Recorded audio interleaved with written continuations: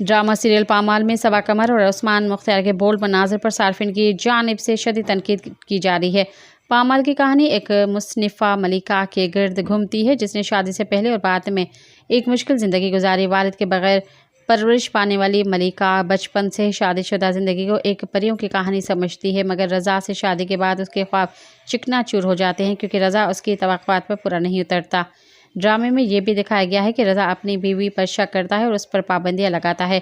हालिया किस्त में झगड़े के बाद रज़ा, उस्मान मुख्तार और मलिका सबा कमर के अस्पताल में दोबारा मुलाकात दिखाई गई। कहानी के एक मंजर में दिखाया गया है कि मलिका रज़ा की हालत के बारे में जानकर अस्पताल पहुंचती है और शोहर को देखकर अपने जज्बात पर काबू नहीं रख पाती और उसे गले लगा लेती है।